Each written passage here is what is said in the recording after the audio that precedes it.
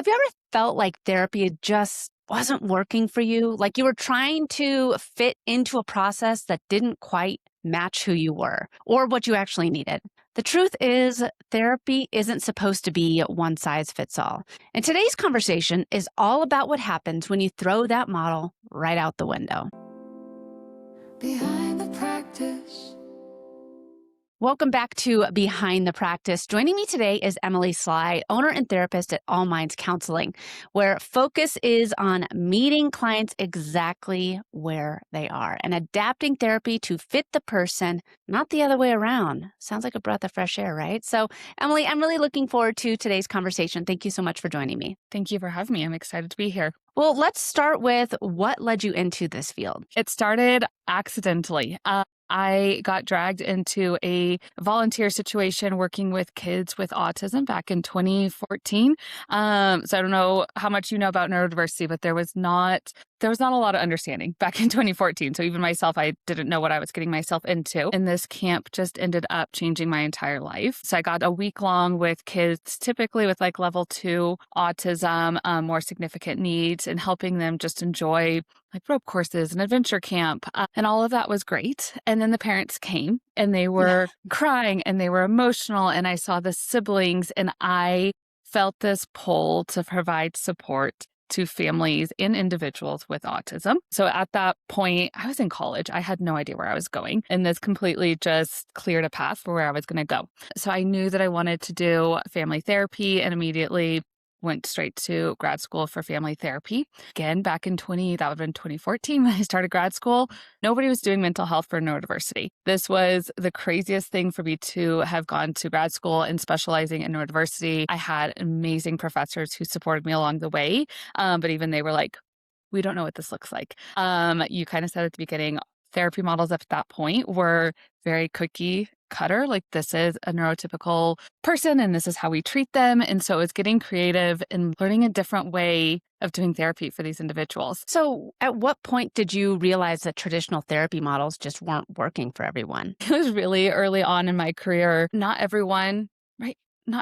is the same. So we love all our theorists and everyone who's created these therapy models, but doing cookie cutter step-by-step models just does not work for the majority of people, neurodiversity or not. Everyone comes in with different backgrounds and different experiences. So being able to be adaptable and flexible in therapy is so, so important. Yeah. And there's trainings I went to recently that train you step by step by step, which is great. You have to be able to flex that to fit the person in front of you. You mentioned that you don't expect clients to fit into rigid therapy models. What do you think traditional therapy approaches are missing? I think just being human and recognizing the human in front of them. Honestly, it breaks my heart. Which sounds crazy with therapy. And this is overgeneralizing, right? Not all therapists are this way, but it breaks my heart how many clients we will have come in who have said, I'm not good at therapy, which should not be a thing. Nobody should be good at therapy. It's not the client's job to be good at it, right? It's the therapist's job to be able to be adaptable and flexible and meet them where they're at. But if I am presenting, hey, go do deep breathing, this will cure everything, that does not work for everybody, right? And so when it doesn't work, it feels like you have failed at something. And that's defeating, right? It makes people not want to continue therapy. So when we're able to meet them where they're at and provide alternative coping skills or ways of thinking, it gives them, the control and power really to make change in their own life.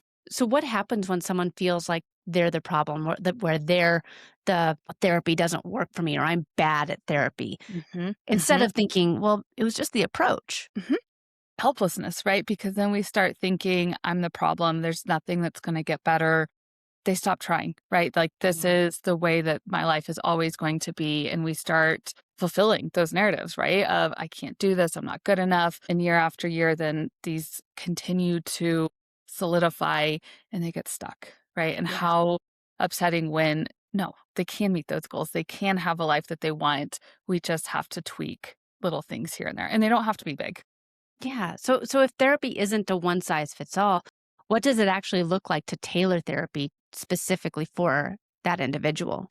I think it starts at, many stages. So I'll start at the beginning. To tailor at the beginning, it's meeting the client with where they're at, and everyone can do this. We have our perceived or just our ideas of what goals people should have. So we get an entire intake session and assessment, and we have it in our head that we should be targeting this. With our neuro-affirming or just person-centered therapy, it is meeting them where they're at and their goals. We do not necessarily need to agree with their goals, but we're going to work on what they want to work on. Historically, a lot of the therapy was you're doing this thing, stimming.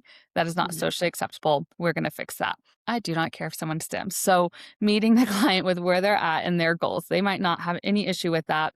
Then I don't have any issue with that. So making that therapy work for what they want, right? The life Yeah. that they want. It's not my decision to make their Yeah. goals. How do you decide what approach to take with each client? Uh-huh. I just follow their lead, honestly. I think you try things and you see what sticks. A lot of clients that we get have come from other therapists and they know what works. So I would say probably 90% of our clients say, hey, this model really works for me, or this does not work for me. And even with those models, say cognitive behavioral therapy, we will try it and then we'll tweak it as we go. Again, we're not going step by step through the model, but meeting clients where they're at. So are the majority of these clients people who have tried therapy before, or are most of them just brand new to therapy? Let me think through that. Most of them have tried therapy before. Yes, whether that was individual, a lot of couples therapy. We get people who've done couples therapy and are coming for individual therapy. Most of them have done therapy before and have an idea of what works or doesn't work. Again, I get a lot of emails that say, I'm going to try it, but I'm not hopeful. I've done it before. I'm not hopeful. So it's our opportunity to kind of instill that hope from the beginning of, we hear you. Let's work together to come up with a plan that works for you. In my experience, most of our clients feel the biggest thing, they feel seen and met where they're at. That creates that change.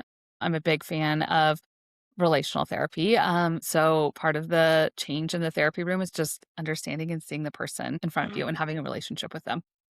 So when someone starts working with you, what feels different for them compared to previous therapy experience? I think it's not pathologizing. It is meeting them with where they're at, coming at it from a warm, empathetic perspective, and again, just hearing their story. I'm not here to judge their experiences or what they've been through or what they are doing, but meeting them where they're at, listening to them, and then coming up collaboratively with those goals to meet them where they're at. I want my clients to be themselves authentically. And so I don't care what that looks like, right? Some of my clients will, I call it like the Freud, like they'll lay on my couch and talk to me. If that is what makes them comfortable, great. I have teenagers who stim and pace the room. Like it looks different for every single one of my clients. I'm thinking I have a client that we throw up all the entire time. I am getting creative in every session to make that client feel comfortable because talking does not always work, just that alone. I know a lot of people are hesitant to even try therapy. What do you think holds people back the most? I think there's stigma. There's stigma around mental health, right? And being able to talk about mental health. But then I also think there's fear of what other people are going to think. What is my therapist going to think or say? I think that judgment holds people back from therapy. So if they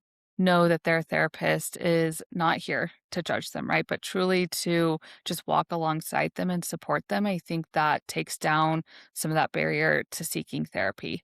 We're human, just like everybody else. We're not perfect. I like my clients to know that too. Like, I don't have this right way of doing anything. So I'm not here to judge you. I'm just here to figure out what you need to be Yeah. happy in your own life. What would you say to someone who's maybe tried therapy before but felt like it didn't work? That's hard because I get it. And I think a lot of adults really struggle. They really struggle with that, right? That's hard. Again, going back to that statement of it feels helpless and hopeless when therapy hasn't worked before. But I would hope that they would be willing to try again because I do believe that that therapy relationship is what creates the change. Nobody is inherently bad at no one can be bad at therapy. There's no such thing as good or bad therapy client. Just trying again and trying to find the person that fits for them is really key. When you mentioned earlier tailoring the therapy to each client, can you just walk us through what a first session might look like with you? Mm-hmm. Yeah, it starts from the beginning, even before then. So I'll say even at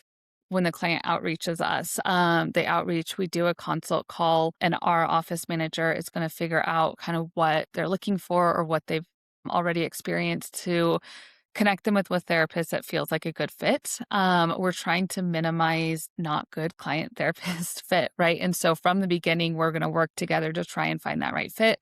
We're going to schedule a 15-minute phone call to ensure, again, it's the right fit, because just the way a person can talk can be off-putting or not be the right fit, right? And so I think that 15-minute phone call alone can just help rule out if it's a good fit or not. And if not, we have other therapists to assign. And then at that intake, it is really just giving it back to the client of what are you looking for? You tell us. We want to hear from them what has worked before, what hasn't worked, what they're looking for in a therapist. And if that is not us, then we want to work with you to find the right therapist that does fit. Yeah. And what do you say to clients that might feel like they're not making progress fast enough? I know a lot of times people are like, oh, well, I did a therapy session and I've done 2 of them. It's not going fast enough. What do you say to them? We get that a lot. That's hard.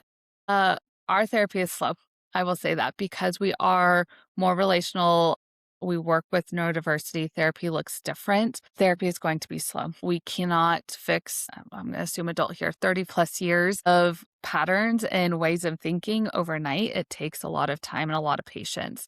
In some sessions, we show up and we're ready to do some hard work. And the next week, maybe we're not. And we need to process all the hard work that we did a week ago. So it takes a lot of time. Our clients typically stay with us, honestly, about a year, if not longer. Doesn't mean that there's not change before that year. It is just slow change because you can't change everything overnight. Yeah. Do you think that social media has helped or hurt people's understanding of therapy? I think it's helped in a lot of ways.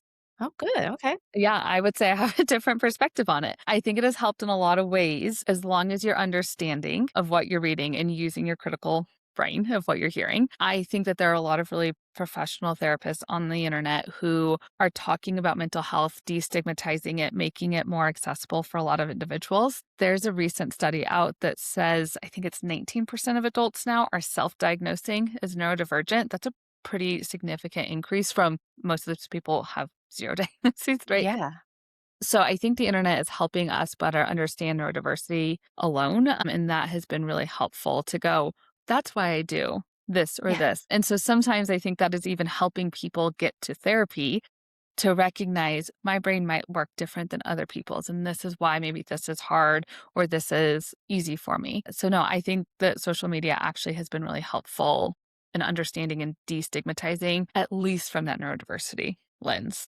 If not, mental health is a bigger concept. Do you think that there might be a common conception that people have about therapy that you're finding yourself constantly correcting all the time? I think you nailed it on the head earlier, actually. It's that we get in for 2 or 3 sessions and everything is fixed.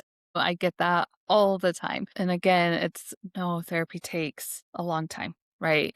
We didn't get here overnight. It's not going to change overnight. And our nervous systems need time for change. It takes time to implement these changes for them to be lasting. What do you think really helps people feel safe in that therapy setting? Because I think that a lot of times maybe people still have their guard up during those first few sessions. What helps them get their guard down and really feel safe in those settings so that they can truly experience therapy the way that it works best for them? There's a term, it's called masking, and it's where I think of it of having the mask up or a wall up, a barrier that they often wear in social settings that protects them.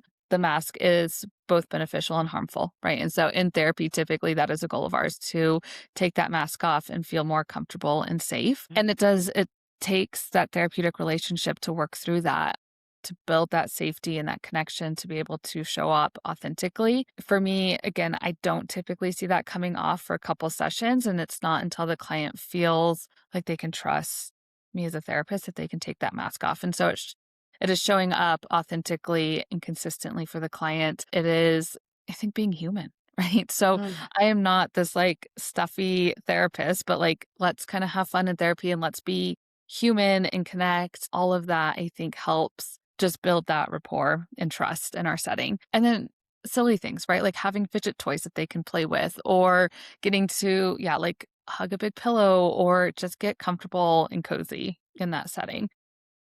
We also encourage our clients to advocate for themselves. So we Our lights are typically dimmer, but if some of my clients want the lights full brightness, some of our clients want like almost darkness, we can change our environment to meet them where they're at so that they feel comfortable. When you go back and think about different clients that you've worked with, what's something that they've taught you about people that you didn't necessarily expect?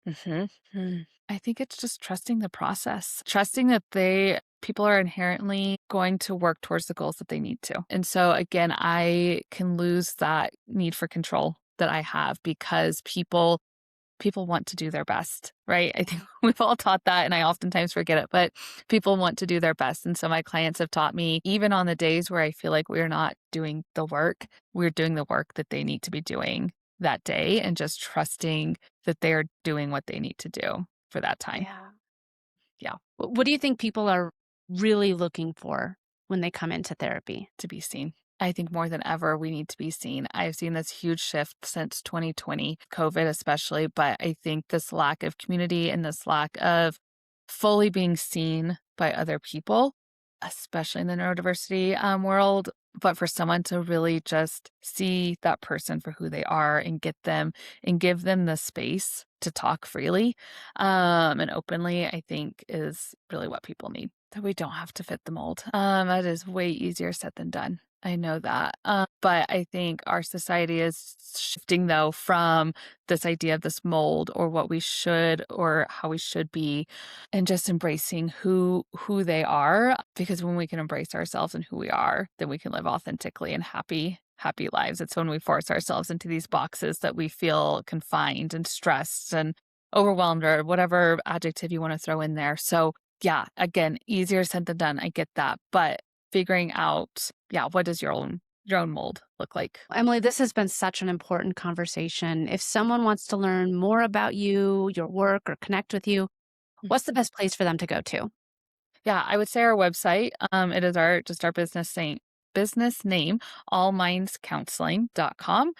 We also have Instagram, same allmindscounseling.com. Instagram is just All Minds Counseling. Yeah, website or Instagram. Well, if this conversation resonated with you, remember you're not supposed to fit into a system that doesn't fit you. The right support meets you right where you are. Thank you so much for tuning into this week's episode of Behind the Practice. We will see you next time.